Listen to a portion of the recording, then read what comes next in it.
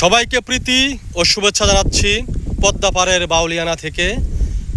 আজকে আমরা পদ্মাপাড়ের বাউলিয়ানায় যেহেতু ঘর উঠবে, অবকাঠামো উঠবে, এখানে চা খাওয়া হবে, তো সেখানে আমাদের তার জন্য তো কিছু ব্যবস্থা করতে হয়। আমরা ধীরে ধীরে তুলসী গাছ, অন্য অন্য গাছও লাগাবো, কিন্তু আজকে লাগাবো হচ্ছে আমরা পুদিনা পাতা। এই যে আমার ভাতিজি এবং আমার এই যে এক ভাতিজা শেখ সুরুজ আকাশ, এই যে পুদিনা পাতা লাগাচ্ছে। সুরুজ, এইখানে একটু জমির মতো করে আর কি, বুঝতে পারছো, এক জায়গায় সবগুলো লাগাইতে হবে। লাগাও, ওইভাবে লাগাও, এত কি করতে হবে না, লাগাও। এই যে ও পুদিনা পাতা লাগাচ্ছে, এই একটু ফাঁকা ফাঁকা একটা একটা করে লাগাও।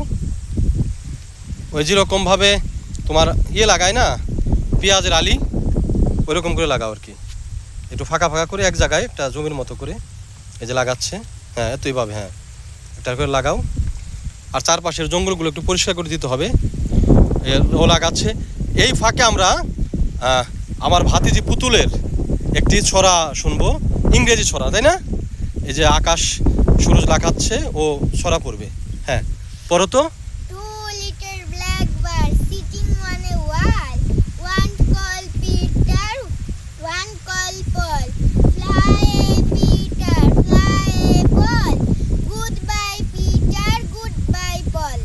বাহ, ভেরি গুড, খুবই সুন্দর হয়েছে।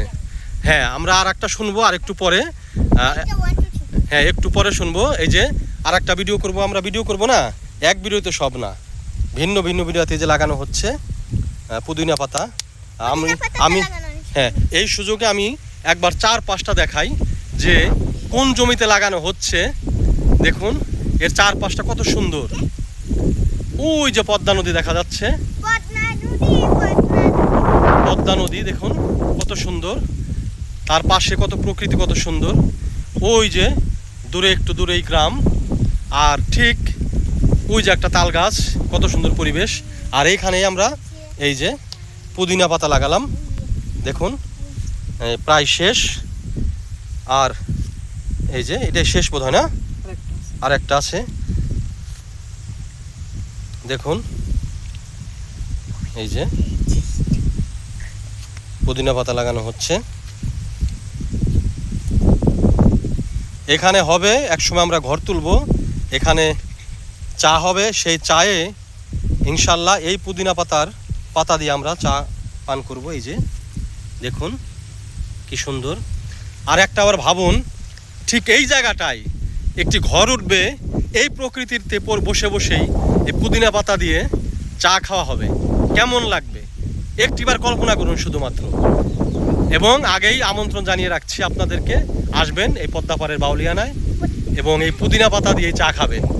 মনে রাখবেন সকলেই, পুদিনা গাছ লাগিয়েছি, পুদিনা পাতা দিয়ে চা খাবেন। ধন্যবাদ সবাইকে।